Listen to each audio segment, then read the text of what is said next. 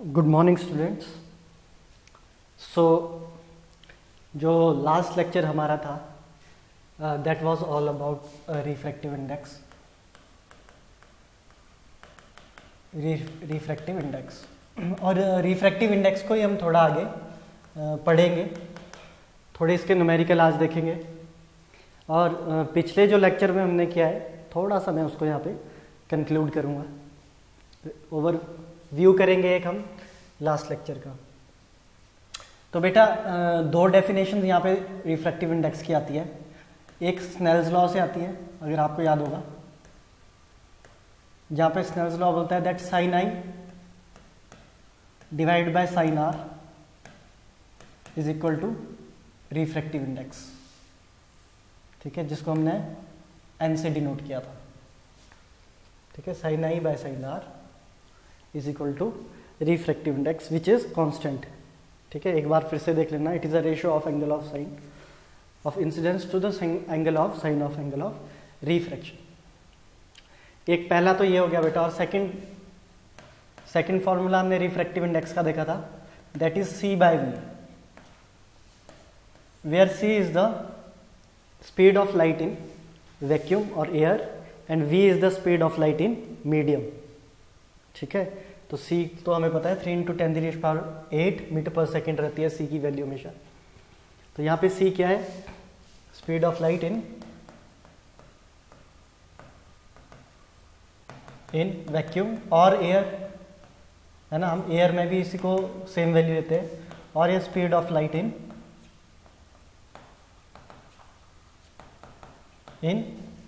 Medium. ये सब हमने डिस्कस किया था, ये दोनों बहुत ही इंपॉर्टेंट है। उसके बाद लास्ट लेक्चर में मैंने सिखाया था कि जब जो लाइट रे है एक मीडियम से दूसरे मीडियम की तरफ जाती है, उस टाइम जो हमें कैसे उनकी स्पीड्स को देखना है कि कौन से मीडियम की स्पीड में हम लेंगे, रिफ्रैक्टिव इंडेक्स कैसे फाइंड आउट करेंगे, वो सब हम आज यहाँ पे न्यूमेरिकल में भी देखेंगे। तो बेटा देखो, दो सिचुएशंस हो सकती है, मैंने लास्ट लेक्चर में भी बताया। एक सिचुएशन तो ये होती है कि आपकी जो लाइट रे है वो रेयरर से डेंसर की तरफ जा रही हो। ग्लास ले सकते हैं, वाटर ले सकते हैं, कुछ भी ले लो। तो एयर में जो स्पीड होगी वो तो कैसी रहेगी? 3 × 10⁸ मीटर पर सेकेंड ही रहेगी बेटा, है ना। मैक्सिमम जो स्पीड होती है वो एयर या वैक्यूम में रहेगी लाइट की। और जैसे ही वो अपना मीडियम चेंज करेगा, तो क्या हो जाएगा? मीडियम चेंज होते ही क्या होगा बेटा? Speed of light in glass will be less. ठीक है बेटा, तो यहां पे क्या है? Speed of light in medium, अगर ग्लास को हमने डेंसर मीडियम माना है, तो यहाँ पे सिर्फ यहाँ पे रिवाइज करवा रहा हूँ, ये हमने किया है। तो ये हो गया एंगल ऑफ इंसिडेंस, है ना, जो लाइट इंसिडेंट रे है, और ये हो गया एंगल ऑफ रिफ्रैक्शन। तो लाइट बेंड हो रही है due to the optical density of glass is higher than that of optical density of air, that's why in glass the speed of light will decrease, है ना। मैंने एक video में लिखा था क्या क्या चीजें पे इफेक्ट पड़ता है। देखो, अगर एक मीडियम से दूसरे मीडियम में अगर लाइट रे जा रही है, रेयरर से डेंसर में जा रही है मान लो, तो क्या क्या चेंज होगा? एक तो पाथ चेंज हो रहा है, वो हमें पता है ना। ओरिजिनल पाथ अगर मैं इसी रे का ओरिजिनल पाथ बनाऊं तो क्या बनेगा बेटा? ये ओरिजिनल पाथ बनेगा। लेकिन लाइट रे कहाँ आ रही है? टुवर्ड्स द नॉर्मल, है ना, ओरिजिनल पाथ से बिल्कुल हटके। तो पाथ चेंज होगा लाइट का जब वो दूसरे मीडियम में जाएगी। दूसरा बताओ, स्पीड चेंज होगी, डिक्रीज हो जाएगी, है ना। जैसी मीडियम चेंज करेगी तो स्पीड क्या कर जाएगी? डिक्रीज कर जाएगी डेंसर मीडियम में। जैसे ग्लास डेंसर मीडियम है तो ग्लास में जो स्पीड होगी बेटा वो क्या होगी? डिक्रीज। और थर्ड है हमारा वेवलेंथ डिक्रीज होगी बेटा। स्पीड डिक्रीज होगी तो वेवलेंथ भी हमारी क्या हो जाएगी? डिक्रीज होगी इन मीडियम। ठीक है, तो ये कुछ इंपॉर्टेंट पॉइंट्स है। ठीक है, तो आगे हम इसी टॉपिक को आगे बढ़ा के आज दो टर्म्स को यहाँ पे एक्सप्लेन करूंगा। पहला है हमारे पास absolute refractive index, absolute refractive index.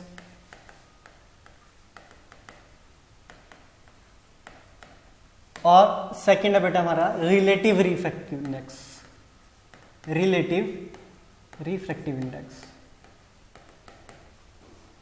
बहुत ही आसान सा है, ठीक है, बहुत आसान है ये दोनों। याद रखना है कि एब्सोल्यूट क्या है और रिलेटिव क्या है। तो पहले एब्सोल्यूट रिफ्रैक्टिव इंडेक्स की बात करें तो यहाँ पे मैं पहले डेफिनेशन लिखूंगा, उससे पहले समझ लेते हैं। डेफिनेशन बाद में लिखेंगे, पहले हम एक एग्जांपल लिखते हैं रिफ्लेक्ट एब्सोल्यूट का।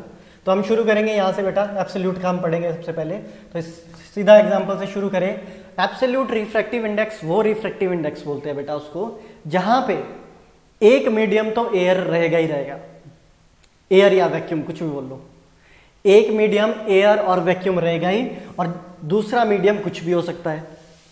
समझ रहे हो?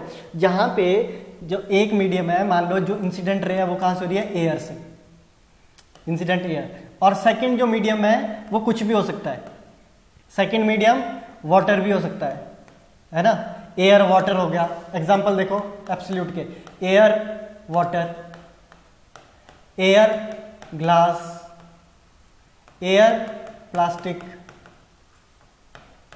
Air petrol, air diamond. तो यहां पे कॉमन क्या है, यहां पे हर मीडियम के साथ दूसरा मीडियम कौन जुड़ा है, एयर।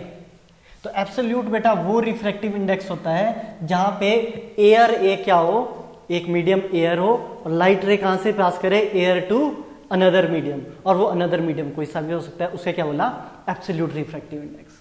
अब आ जाओ रिलेटिव रिफ्रैक्टिव इंडेक्स पे। अब आते हैं relative refractive index. Relative refractive index बेटा वो होता है जहां पे एयर मीडियम नहीं हो सकता, जहां पे एयर मीडियम नहीं हो सकता। अगर आपको लास्ट लेक्चर जिसने ध्यान से देखा है वहां पे हमने वाटर और ग्लास का एक एग्जांपल किया था, है ना, जहां पे वाटर को देखो, मान लो ये देखो, ये एग्जांपल है रिलेटिव का, जहां पे एक मीडियम तो वाटर हो गया और दूसरा मीडियम क्या हो गया, ग्लास। ठीक है, तो यहां से अब वाटर से इंसिडेंट होगी और ग्लास में जाएगी, और वाइस वर्सा भी हो सकता है, इसका उल्टा भी हो सकता है, जरूरी नहीं हर बार यही हो। तो ये हो गया एंगल आई, ये हो गया angle r. Relative refractive index, that refractive index in which the medium one is other than air. जो पहला मीडियम है वो एयर को छोड़ के कुछ भी हो सकता है। एग्जाम्पल, तो पहला तो यही हो गया वाटर ग्लास, है ना, वाटर डायमंड, फिर आ गया हमारे पास ग्लास प्लास्टिक, ग्लास भी हो सकता है पहला, ठीक है, ice water. So here the medium are other than air. तो रिलेटिव रिफ्रैक्टिव इंडेक्स में बेटा कभी भी एयर मीडियम नहीं आता, वहां पे दो डिफरेंट हमारे पास मीडियम आएंगे। लेकिन एब्सोल्यूट रिफ्रैक्टिव इंडेक्स वो रिफ्रैक्टिव इंडेक्स होता है जिसमें एक मीडियम एयर जरूर होगा, जहां से हमारी लाइट क्या करेगी, इंसिडेंट होगी। तो इसकी डेफिनेशन मैं यहां लिख देता हूं, आप इसको देख लेना है। तो ये कुछ डेफिनेशंस है यहाँ पे, कुछ क्या, दो ही डेफिनेशन है, रिलेटिव रिफ्रैक्टिव इंडेक्स और एब्सोल्यूट रिफ्रैक्टिव इंडेक्स की बेटा। वही चीज़ है जो हमने यहाँ पे पढ़ा, ठीक है। एब्सोल्यूट में क्या होगा, एक मीडियम एयर होगा जहाँ से इंसिडेंट रे होगी टू अनदर मीडियम, है ना, वाटर हो सकता है, ग्लास होता है, किसी भी डेंसर मीडियम में। और दूसरा हमारा क्या है यहाँ पे, रिलेटिव रिफ्रैक्टिव इंडेक्स, जिसमें एयर मीडियम नहीं होगा, बाकी कुछ भी मीडियम हो सकते हैं, दो डिफरेंट मीडियम। ये उसकी डेफिनेशन है ना, absolute when light ray going from vacuum to another medium then the value refractive index is called absolute refractive index, and second is relative when light ray going from one medium, और bracket में देखो other than vacuum and air, है ना, ये bracket में जो लिखा है इसको ध्यान से देखना है, other than vacuum and air, जहाँ पे वैक्यूम और एयर हम मीडियम नहीं लेंगे, to another medium that is water, glass और glass diamond is known as relative refractive. बहुत ईजी है और क्वेश्चन आते हैं बेटा इससे, तो याद रखना है एब्सोल्यूट, जब भी एब्सोल्यूट पूछा होगा, जब भी एब्सोल्यूट पूछा होगा तो याद रखना कि एक मीडियम तो एयर होगा। और एयर का जो हमारा रिफ्रैक्टिव इंडेक्स होता है बेटा, अगर हम देखें, अगर एयर टू किसी भी मीडियम में अगर लाइट जा रही है तो एयर का रिफ्रैक्टिव इंडेक्स हम क्या लेते हैं, 1। याद रखना ये, ठीक है। एयर का रिफ्रैक्टिव इंडेक्स चेंज भी होता है, एयर का रिफ्रैक्टिव इंडेक्स चेंज हो सकता है, एक से कम भी हो सकता है, लेकिन कंडीशन क्या है, when light ray is going from denser to rarer medium. बेटा जब भी डेंसर से रेयरर, मान लो ये एयर है यहाँ पे और यहाँ पे ये ग्लास है, तो इंसिडेंट कहाँ से हो रही है, डेंसर से, किधर को जा रही है, रेयरर मीडियम में। तो बेटा रिफ्रैक्टिव इंडेक्स यहाँ पे कभी कभी एक से कम भी आ सकता है, तो याद रखना, ये आपको कंडीशन पता चल जाएगी जैसे क्वेश्चन करेंगे हम। फिलहाल यही याद रखो, ठीक है। तो रिलेटिव क्या है और यहाँ पे एब्सोल्यूट क्या है। नेक्स्ट चलो, नेक्स्ट अगर हम यहाँ पे बात करें तो यहाँ पे हम कुछ न्यूमेरिकल्स लेंगे अब, क्योंकि न्यूमेरिकल्स बेटा, न्यूमेरिकल्स हम क्यों करते हैं, न्यूमेरिकल्स क्यों करते हैं, देखो न्यूमेरिकल्स हम क्यों करते हैं बेटा, न्यूमेरिकल का जो हम फॉर्मूले पढ़ते हैं ना, फॉर्मूलों को याद रटा नहीं जाता है, न्यूमेरिकल के थ्रू हमें पता चलता है वो फॉर्मूले अप्लाई होते कैसे हैं, है ना। अगर आपको थ्योरी में कहीं पे भी थोड़ी प्रॉब्लम आती है, न्यूमेरिकल हमें उस थ्योरी को क्या करते हैं, क्लियर करवाते हैं। यहाँ पहला तो बेटा ये बहुत ही सिंपल क्वेश्चन है, कोई भी रिफ्रैक्टिव इंडेक्स वाले न्यूमेरिकल से कोई भी डरेगा नहीं या घबराएगा नहीं, बहुत सिंपल क्वेश्चन है और इसके न्यूमेरिकल भी बहुत सिंपल आते हैं, है ना। बस इससे पहले वाली वीडियो को ध्यान से देख लेना, बाकी कोई प्रॉब्लम नहीं है रिफ्रैक्टिव इंडेक्स में। लिखने का, इसमें जो लिखने का तरीका होता है बेटा कि किसका रिफ्रैक्टिव इंडेक्स लेंगे वो बहुत ज़रूरी है, वहाँ पे थोड़ी सी कन्फ्यूजन क्रिएट हो सकती है, लेकिन आप ध्यान से देखोगे तो कोई इसमें डरने वाली बात नहीं है, बड़ा ईजी है, ठीक है। तो पहला है the refractive index of water is 4/3। तो इसका अगर हम यहाँ पे आंसर लिखे तो पहली इंफॉर्मेशन क्या है, that refractive index of water is कितना है, 4/3। तो हमने लिख लिया। अच्छा चलो, मेरे को यहाँ पे मैं म्यू लिखता हूँ हमेशा, शायद मैंने पीछे म्यू लिखा होगा, एन लिखा है, एन नहीं लिखा है। तो यहाँ पे देखो बेटा, कभी कभी रिफ्रैक्टिव इंडेक्स पे ये भी लिखा जाता है, किसी किसी बुक में म्यू लिखते हैं इसको, है ना, म्यू बोलते हैं इसको कहीं कहीं। तो ये सारी एक ही साइन होते हैं, तो किसी बुक में अगर आपको ये मिलता है तो घबराना नहीं है। तो यहाँ पे अगर हम बात करें तो यहाँ पे रिफ्रैक्टिव इंडेक्स ऑफ किसका बोला है, वाटर का, कितना बेटा, 4/3। If the speed of light in air is 3 × 10⁸ metre per second, the speed of light in water is, तो हमारे को क्या निकालना है। अब देखो बेटा किसका रिफ्रैक्टिव इंडेक्स दिया है, वाटर का। तो चलो पहले डायग्राम से समझेंगे इसको। तो यहाँ पे हमने एक लाइन खींच ली, लाइन क्या कर रही है, इसलिए खींची है ताकि हम मीडियम के बीच डिफ्रेंशिएट कर सके। तो मान लो ये हमारे पास वाटर आ गया और ये हमारे पास एयर आ गया। एयर कैसा मीडियम है, रेयरर। वाटर कैसा मीडियम है, डेंसर। क्लियर। नाउ वाटर का रिफ्रैक्टिव इंडेक्स दे रखा है, इसका मतलब जो लाइट रे है वो कहां से इंसिडेंट हो रही है, फ्रॉम एयर, और कहां को जाएगी बेटा, वाटर में। तो बेंड कहां होगी, टूवर्ड्स द नॉर्मल। ये एंगल हो गया आई, ये एंगल हो गया आर। समझ में आ गया। तो ठीक है।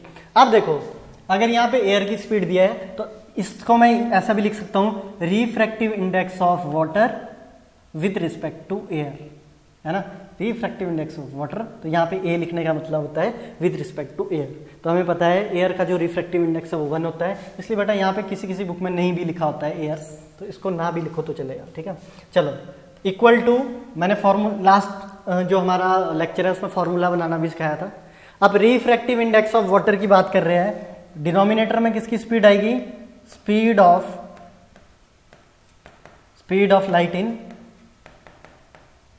वाटर, और ऊपर किसकी आएगी, एयर की।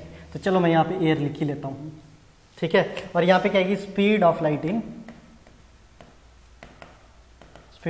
इन वैक्यूम और एयर, कुछ भी बोल लो, ठीक है। ये देखो शुरू में हमने ये वाला देखो, ये वाला फॉर्मूला ही लगा है, refractive index equal to C/V। V क्या है, मीडियम में। यहाँ पे बेटा वही फॉर्मूला लगा है हमारे पास, ठीक है। तो इसको अगर ऐसे लिखना है, मैंने लास्ट लेक्चर में सब कुछ समझाया कैसे इनको लिखा जाता है। तो यहाँ पे देखो speed of light in vacuum कितनी दी है बेटा, या एयर, तो एयर की कितनी दिया, 3 × 10⁸। ये याद रहनी चाहिए, ये कांस्टेंट है, ये ऐसी रहेगी, divided by speed of light in water निकालनी है। तो इसको हम लिख लेते हैं V2, ठीक है। इसको हम V1 मान के चलते हैं, इसको हम V2 मान के चलते हैं। तो V1 हमें दे रखा है। अब देखो बेटा रिफ्रैक्टिव इंडेक्स ऑफ वाटर कितना दिया है हमें, 4/3। तो यहाँ पे अब क्या लिखेंगे हम, अब इसकी जगह क्या लिखेंगे, 4/3, है ना। और Na तो 1 होता ही है, रिफ्रैक्टिव इंडेक्स ऑफ 1 है, तो हम इसको लिखने की जरूरत नहीं है। ये हो गया 3 × 10⁸ डिवाइड बाय V2। यहाँ से V2 आ जाएगा, तो V2 क्या आ जाएगा, यहाँ से V2 will be equal to 9 × 10⁸ divide by 4, और ये क्या आ जाएगा बेटा, 2.25 × 10⁸मीटर पर सेकेंड। किसकी वेलोसिटी आएगी, velocity of velocity of light in water, velocity, तो v2 कितना आ गया हमारे पास, velocity of light in water. अगर बेटा आप ये देखो तो ये एयर की वेलोसिटी से कम है, ठीक है, 3 × 10⁸ से कम है, क्योंकि मीडियम क्या हो गया है, चेंज हो गया। आई होप आपको समझ आ गया होगा। अगर यहाँ इस स्टेप में अगर अभी भी कंफ्यूजन है इस वाले में, तो यहाँ देखो 4/3 तो वाटर का रिफ्रैक्टिव इंडेक्स हो गया, ये जो हमने यहाँ लिखा है, ठीक है। और अगर हम इसकी बात करें तो इसका रिफ्रैक्टिव इंडेक्स क्या होता है बेटा, 1 होता है। तो यहाँ पे अगर हम इंटू 1 करें तो वही बात है, ठीक है, इंटू 1 करें तब भी 3 आएगा। तो यहाँ कंफ्यूज नहीं होना है, इसको सिंपल अगर आप रिफ्रैक्टिव इंडेक्स ऑफ वाटर लिखना चाहे तो लिख सकते हैं, है ना। चलो नेक्स्ट न्यूमेरिकल करेंगे। तो नेक्स्ट न्यूमेरिकल कुछ ऐसा है। अब बेटा जो ये क्वेश्चन है, वेरिएशन है बस क्वेश्चन में, देखो क्वेश्चन में सिर्फ वेरिएशन है, क्योंकि ये जो बेटा रिफ्रैक्टिव इंडेक्स के क्वेश्चन है इनकी वेरिएशन होती है। और आंसर देखना आप, जो अगर आपने लास्ट जो ये न्यूमेरिकल समझा है, ये वाला अगर न्यूमेरिकल अच्छे से समझा है तो फिर वेरिएशन देखना। अब इसी न्यूमेरिकल को उसने कैसे आगे चेंज किया वो देखेंगे। अब गिवन क्या है, speed of light in water दिया है ना, speed of light in vacuum भी दे रखा है, और कैलकुलेट क्या करना है, रिफ्रैक्टिव इंडेक्स ऑफ वाटर। तो चलो पहले डायग्राम बना लेंगे सिंपल। ये यहाँ पे वाटर और यहाँ पे एयर, लाइट रे आ रही है। अच्छा ये बताओ कि ये एब्सोल्यूट रिफ्रैक्टिव इंडेक्स है या फिर रिलेटिव रिफ्रैक्टिव इंडेक्स है, बताओ जरा। वीडियो पॉज करो, यहाँ बताओ ये कैसा रिफ्रैक्टिव इंडेक्स है, एब्सोल्यूट रिफ्रैक्टिव इंडेक्स की बात कर रहे हैं या रिलेटिव की। तो बेटा यहाँ पे एयर है तो किसकी बात कर रहे हैं, एब्सोल्यूट की, है ना। रिलेटिव कब आता है, जहाँ पे एक मीडियम एयर ना हो। तो चलो एयर में वेलोसिटी क्या होगी, v1, वाटर में वेलोसिटी क्या होगी, v2। एयर का रिफ्रैक्टिव इंडेक्स क्या लेंगे हम, n1, वाटर का रिफ्रैक्टिव इंडेक्स क्या लेंगे हम, n2। ये मीडियम क्या है, m1, ये मीडियम क्या है, m2। ये कैसा मीडियम है, रेयरर, और ये कैसा मीडियम है, डेंसर। अब तक तो याद हो गया होगा सभी को ये सारा सब कुछ। तो चलो सबसे पहले हम v2 देखो, v2 दे रखा है, वेलोसिटी ऑफ वाटर कितनी है, 2.25 × 10⁸ मीटर पर सेकेंड। v1 भी दे रखा है, v1 तो याद है हमें, 3 × 10⁸। एयर और वैक्यूम में तो यही रहेगी स्पीड, है ना, ये नहीं बदलेगी। और क्या निकालना है हमारे को, रिफ्रैक्टिव इंडेक्स ऑफ वाटर। अब कल वाला टॉपिक याद होना चाहिए, कल वाले टॉपिक के अकॉर्डिंग जिसका रिफ्रैक्टिव इंडेक्स हम निकाल रहे हैं उसकी जो वेलोसिटी या स्पीड है वो कहाँ आएगी बेटा, डिनोमिनेटर में, डिनोमिनेटर में। चलो यहाँ रुको अभी थोड़ी देर रुको, पीछे चलते हैं, पीछे वाले न्यूमेरिकल में। यहाँ देखो रिफ्रैक्टिव इंडेक्स ऑफ वाटर क्या देखा है, 4/3। इसका मतलब यहाँ पे रिफ्रैक्टिव इंडेक्स ऑफ वाटर भी क्या निकलना चाहिए हमारे पास, 4/3। देखेंगे क्वेश्चन थोड़ा सा चेंज है। रिफ्रैक्टिव इंडेक्स ऑफ वाटर, यहाँ देखो ध्यान से, refractive index of water, denominator में किसकी स्पीड आएगी, speed of light in water, मतलब v2। और ऊपर कौन आएगा, speed of light in air, मतलब v1। याद है सभी को, है ना। तो चलो करते हैं इसको। मैं फिर से बोल रहा हूँ, यहाँ हम एयर भी लिख सकते हैं, लेकिन एयर का जो रिफ्रैक्टिव इंडेक्स है वो 1 रहता है इस सिचुएशन में, जब इंसिडेंट कहाँ से हो, एयर से। चलो वैल्यू डालते हैं, अब ज़्यादा ना इसको कंफ्यूज करते हुए। तो यहाँ पे हो गया refractive index of water, speed of light in air कितनी होती है हमें पता है, 3 × 10⁸, और speed of light in water दे रखी है 2.25 × 10⁸। ये इससे गया, ये कितना आ गया, 300/225। करो इसको, कितने से जाएगा, 60 से। ये कितने से जाएगा, 445 से। ये कितने से गया, 15 से, 12 से, सॉरी 15 से नहीं, ये कितने से जाएगा, 12 से। और ये कितने से गया, 9 से। ये 4 से और ये 3 से। 3 4 = 12, 3 3 = 9, और रिफ्रैक्टिव इंडेक्स आ गया हमारे पास 4/3। चेक करो, यहाँ रिफ्रैक्टिव इंडेक्स पहले से दिया था, हमने स्पीड निकाली। यहाँ चेक करो, यहाँ पे स्पीड देखिए, हमने क्या निकाला, रिफ्रैक्टिव इंडेक्स निकाला। तो ध्यान से बेटा इन दोनों न्यूमेरिकल को ध्यान से आराम से देखना। v2 बहुत आसान न्यूमेरिकल है, इसमें कुछ भी नहीं करना है, कुछ भी नहीं करना है। मेन क्या है बेटा आपको, जो एक तो कल जो मैंने बताया कि लिखना कैसे है फॉर्मूले को, और मेन ये 2 फॉर्मूले हैं, ठीक है। फिर से मैं बोल रहा हूँ, जिस मीडियम की तरफ जा रही होती है इंसिडेंट रे, जैसे एयर से किधर जा रही है, वाटर में, तो हम रिफ्रैक्टिव इंडेक्स किसका यहाँ पे देखेंगे, वाटर का। और बेटा जिसका रिफ्रैक्टिव इंडेक्स हम देखते हैं उसकी स्पीड भी कहाँ आती है, डिनोमिनेटर में। जिसका रिफ्रैक्टिव इंडेक्स देखेंगे उसकी स्पीड कहाँ आएगी, डिनोमिनेटर में। ये वाला एक्सप्रेशन याद रखना बेटा, ये वाली चीज याद रखना हमेशा कि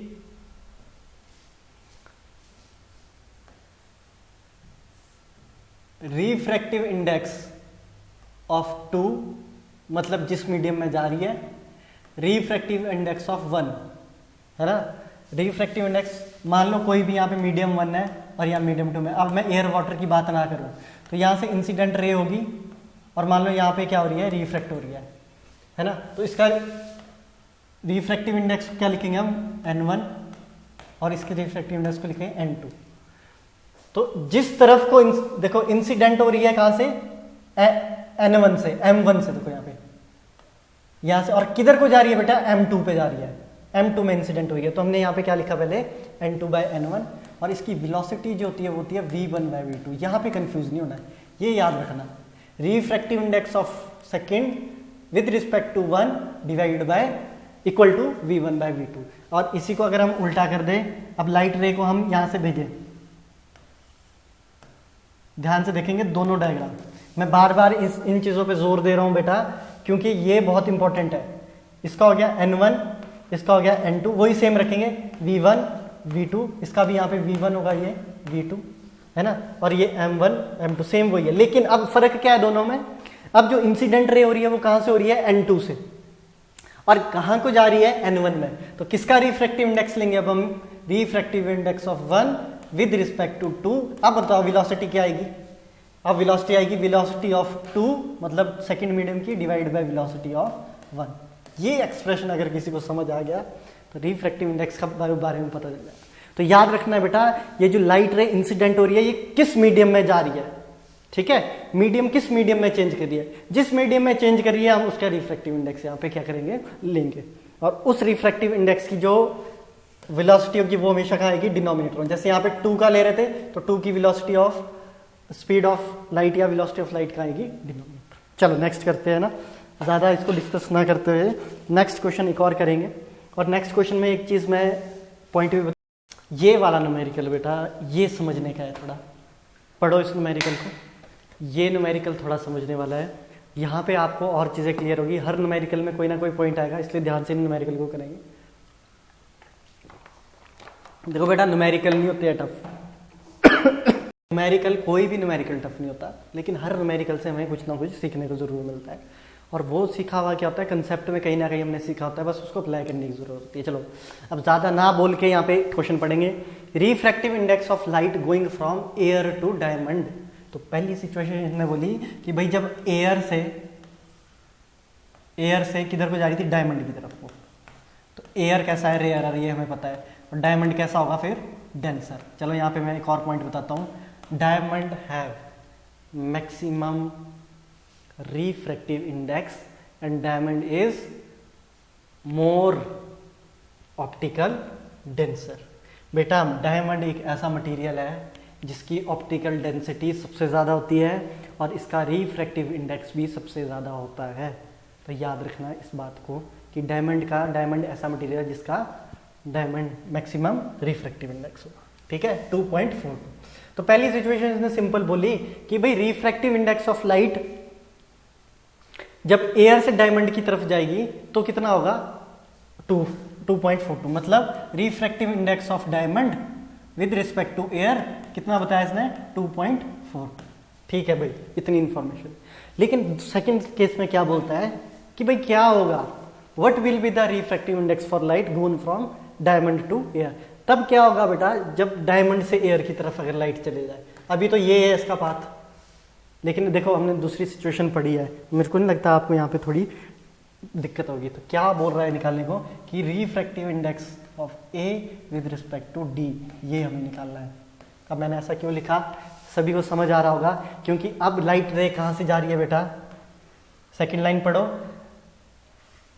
what will be the refractive index for light gone from diamond to air. तो इंसिडेंट बेटा किस मीडियम में हो रही है अब, एयर में, तो किसका रिफ्रैक्टिव इंडेक्स आएगा, एयर का। पहले केस में किधर जा रही थी लाइट, डायमंड में, तो किसका रिफ्रैक्टिव इंडेक्स आया, डायमंड का विद रिस्पेक्ट टू एयर।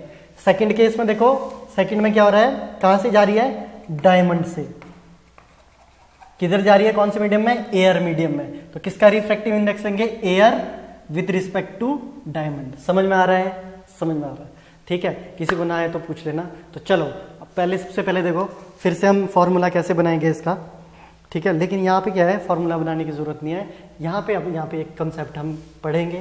तो यहाँ पे मैं इसको प्लस करके यहाँ पे दोबारा से यहाँ पे लिखेंगे हम इंफॉर्मेशन। तो refractive index of diamond with respect to air is 2.42। जब लाइट रे इंसिडेंट कहाँ से हो रही थी, एयर से, और जहाँ आ रही थी, डायमंड में। Refractive index of air with respect to diamond is, हमें नहीं पता। सेकंड सिचुएशन कब है, जब लाइट रे कहां से जा रही है बेटा, डायमंड से, और किधर को जा रही है, एयर की तरफ। तो पहली सिचुएशन का डायग्राम सिंपल जो हम पढ़ते हैं, एयर से जा रही है डायमंड में, एयर से जाएगी डायमंड में, इसलिए यहां पे डायमंड का रिफ्रैक्टिव इंडेक्स होता है। सेकंड सिचुएशन, डायमंड से जाएगी एयर में, है ना। तो लाइट कहां से जा रही है, डायमंड से, किधर को जा रही है, एयर को, है ना। तो किसका रिफ्रैक्टिव इंडेक्स आएगा सेकंड सिचुएशन में, refractive index of air with respect to diamond, और पहली सिचुएशन में refractive index of diamond with respect to air. तो ये तो हमें दे रखा है रिफ्रैक्टिव इंडेक्स ऑफ डायमंड क्या होगा। अब निकालना हमारे को रिफ्रैक्टिव इंडेक्स ऑफ एयर क्या होगा। अब हमें पता है कि रिफ्रैक्टिव इंडेक्स ऑफ एयर क्या होता है, 1। पर बेटा यहाँ ध्यान देना, यहाँ ध्यान देना, refractive index of air change हो सकता है, मैंने थोड़ी देर पहले बताया था। लेकिन वो कब चेंज होगा, वो डिपेंड करेगा आपकी जो इंसिडेंट रे हो रही है वो कौन से मीडियम से निकलते हुए आ रही है। तो अगर आप ऊपर वाले डायग्राम में ध्यान दें तो एयर, यहाँ पे जो इंसिडेंट हो रही थी वो एयर से ही हो रही थी, तो यहाँ पे रिफ्रैक्टिव इंडेक्स तो 1 ही होना था। लेकिन बेटा यहाँ पे क्या है, यहाँ पे इंसिडेंट कहाँ से हो रही है, डायमंड से, और जहाँ कहाँ रही है, एयर में, तो यहाँ पे रिफ्रैक्टिव इंडेक्स 1 से क्या हो सकता है, कम हो सकता है। ठीक है, चलो ये तो होगी, ये तुमने पहले पढ़ा है, दोबारा से रिपीट कर लिया। यहां पे रिलेशन देखो, अब इन दोनों सिचुएशन के बीच का रिलेशन क्या होगा, मतलब इन दोनों का रिलेशन क्या है आपस में। देखो बेटा, दोनों मीडियम सेम है, बस चेंज कहां रहा है कि लाइट का पाथ चेंज हो रहा है। पहले केस में एयर में इंसिडेंट हो रही, इंसिडेंट से एयर से डायमंड जा रही थी, और सेकंड केस में डायमंड से एयर में जा रही है। पहले केस में रिफ्रैक्टिव इंडेक्स ऑफ डायमंड लेंगे क्योंकि लाइट रे डायमंड में जा रही है, और सेकंड केस में रिफ्रैक्टिव इंडेक्स ऑफ एयर लेंगे क्योंकि लाइट रे एयर में जा रही है। तो इसका मतलब इन दोनों का आपस में रिलेशन भी होगा। तो रिलेशन क्या होता है बेटा, देखो, refractive index of diamond with respect to air will be equal to 1 by refractive index of air with respect to diamond. बहुत इंपॉर्टेंट है, इंपॉर्टेंट। ये तभी होगा जब दोनों हमारे पास मीडियम क्या रहेंगे, सेम रहेंगे, लेकिन जो पाथ होगा लाइट का वो चेंज होगा। तो हमारे पास ये फॉर्मूला आता है।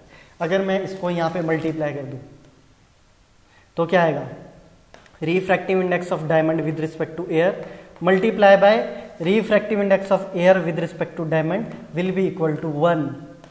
ये भी इंपॉर्टेंट है, ये याद रखना, ठीक है। तो इन दोनों के बीच का रिलेशन क्या है बेटा, ये। अब आ जाते हैं हम न्यूमेरिकल में।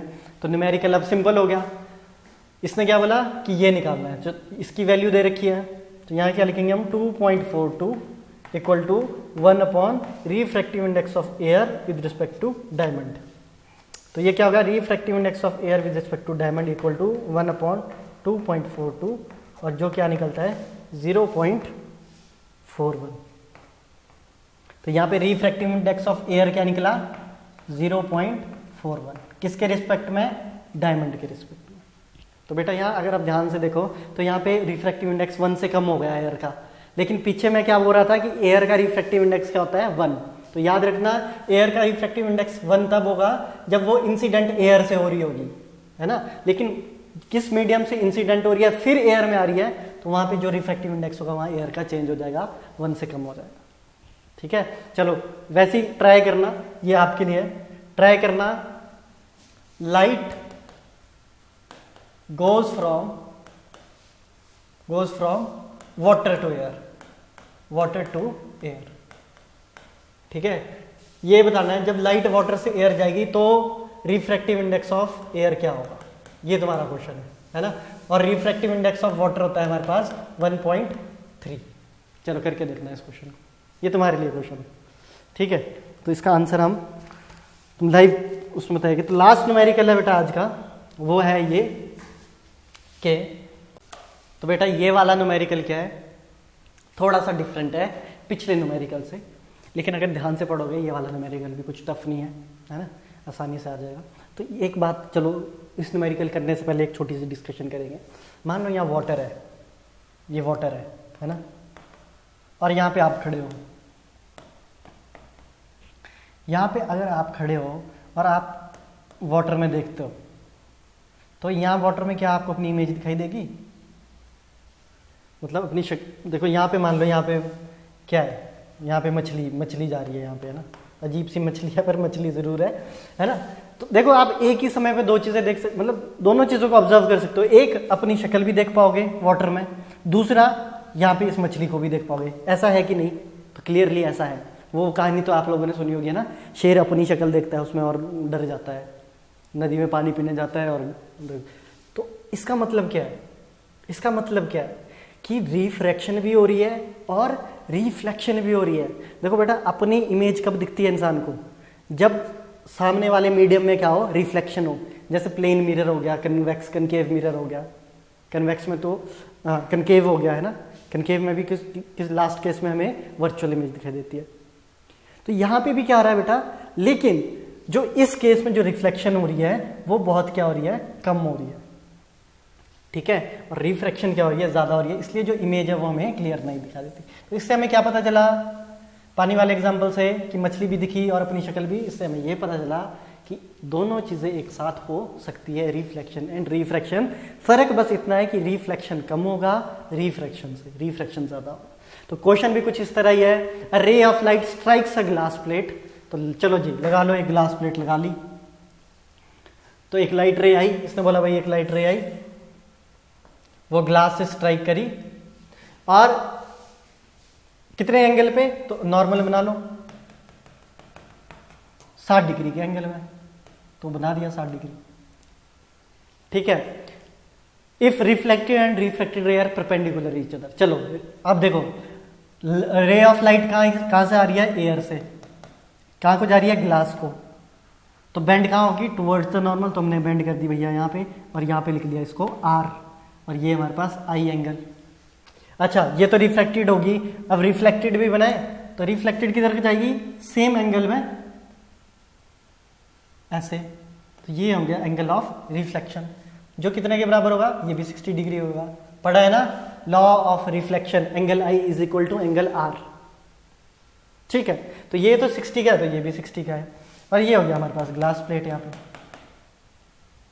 ठीक है। ये शेडेड नहीं है, ये सिर्फ ग्लास प्लेट दिखाने के लिए किया है, ये पॉलिश्ड नहीं है पीछे से, ठीक है, ये ट्रांसपेरेंट है।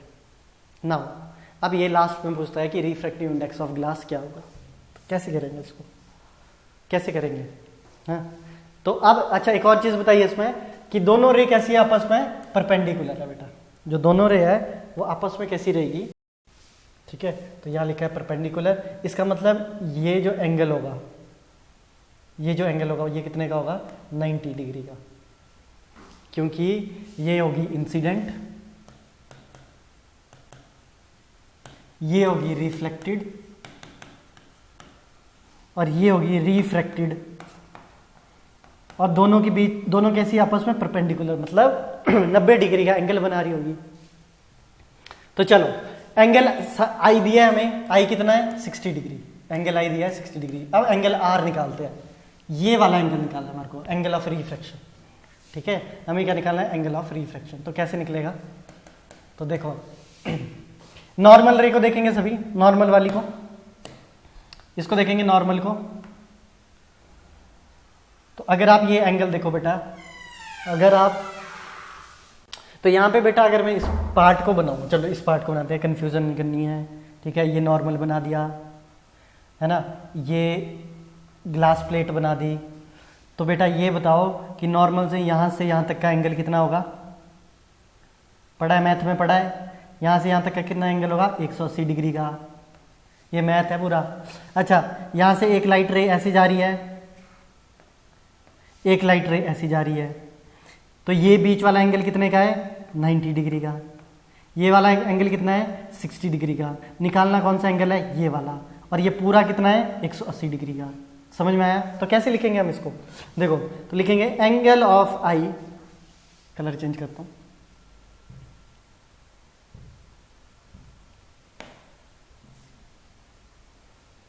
एंगल आई